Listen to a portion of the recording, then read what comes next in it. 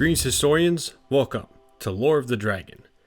So today we're going to be talking about a character that only really originates from the headcanon of Pullen, someone who actually worked on A New Beginning and the Eternal Night as the creative head, and has captivated the imaginations of few but still a decent amount of people. His origins are in a Q&A hosted by Dragon of Ice and Fire on DeviantArt. They posed a question. In a cutscene from A New Beginning, when Ignatius first met Spyro and talked about the war. In one of the pictures, there was a young dragon by Ignatius' side in the battlefield. Is there a story behind that? This video will cover this presumably fire dragon, who he was, and speculate what might have happened to him after his story came to a close. This video will cover the character of Pyra. It might shed light on how exactly the war was in the Legend of Spyro before Spyro ever got involved. So a disclaimer before we actually start the video per se is that this, like my answer video, I would like you to consider non-canon. Again, it's headcanon. It's not actually official. If you want to believe it, then go right ahead. That's free for you to do. But don't think that this is the way things are. But with that, let's get into the quote from Pullen, which actually describes the story of Pyra. You spotted the young dragon in the sepia tone cutscene from A New Beginning, when Ignatius explains the inter-Isle wars? Yes. He has a story all his own, at least at the time when I drew him. Seems like only yesterday.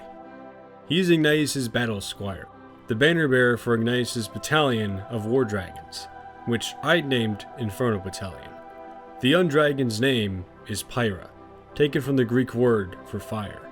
I'd originally set out a basic backstory that saw Pyra as one of the only dragons left on the battlefield after Cinder came and captured the other guardians. Pyra becomes separated from Ignatius after a huge and confusing melee and the intervention of an enemy siege weapon known as the Dragonator. Anyway, Pyra is only very young and underpowered, so it's more of an exercise in survival rather than triumphant butt-kicking across the field of battle. He arrives upon a tragic scene in which the severed remains of Ignatius' war lance lies splintered on the ground, and he fears the worst for his master. Determined to survive and avenge Ignatius with the tragic end Pyra fears must surely have befallen him, he takes up the shards of the great lance and stoically defends a high hilltop against a tidal wave of foes. He holds the hill for several hours before fatigue overcomes him and his enemies overrun the hilltop. But fortune favors Pyra, and he lives long enough to be rescued by one of the Dragon Knights, a Templar/Defender class dragon I never got to draw up. During the rescue, the Dragon Knight takes flight with Pyra on his back, but he is shot down by the Dragonator, and Pyra falls into the ocean. Ignatius arrives as the Dragon Knight takes his last breath, uttering the words, Pyra, and offering up the broken lance before passing away. Ignatius mourns his squire, fleeing the isle before Cinder can claim him. His only comfort, the lance shards that he takes with him into the heart of the swamp.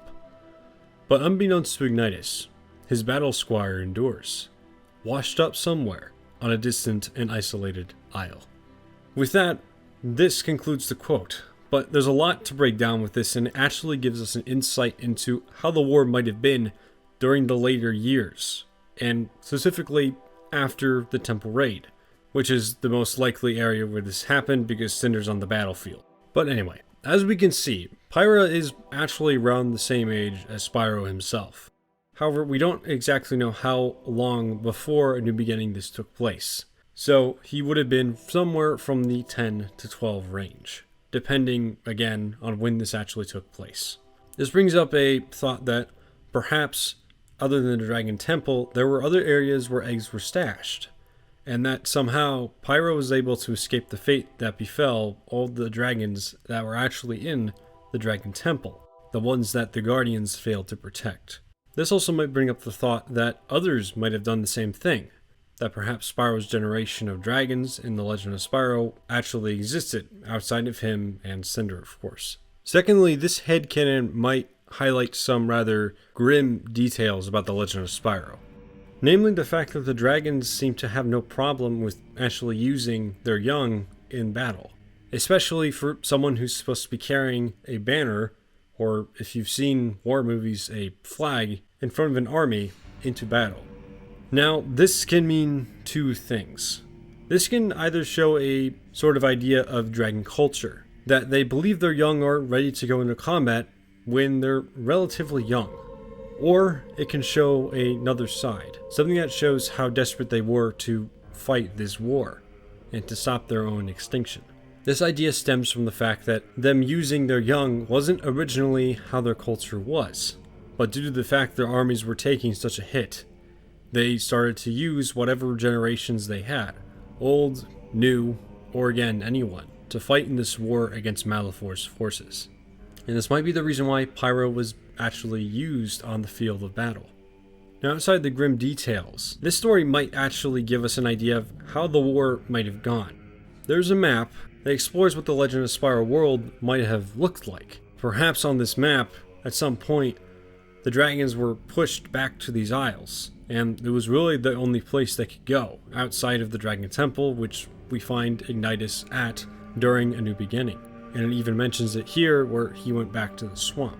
And speaking of Ignitus, there was a point actually made by a friend of mine. When I was talking to Canadian Guy about Pyra, he brought up the cutscene in The New Beginning when Ignitus is talking about the war, and it seems like he's given up all hope. He made the hypothesis that perhaps the reason why Ignitus didn't want to let Spyro into battle, or to fight the Dark Master, was because of Pyra himself, and what he thinks happened to Pyra. This is something that, if true, would enrich the world of Legend of Spyro, and actually give more background into exactly why Ignitus wouldn't want to do that, outside of the fact that he had just given up all hope. However, since the story of Pyra isn't actually canon, and there are a lot of other factors that would have gone into Ignitus acting like this, like the war and the Dragon Temple raid, the most likely reason is because of all the things that had happened to him. Either not just Pyra, or in the case of the games, everything that he told us about. Now there is one more thing to break down from the story of Pyra, and this is him actually getting stranded on an isolated isle. This isle, of course, we never actually get to know where it is, the name of it, or anything about it.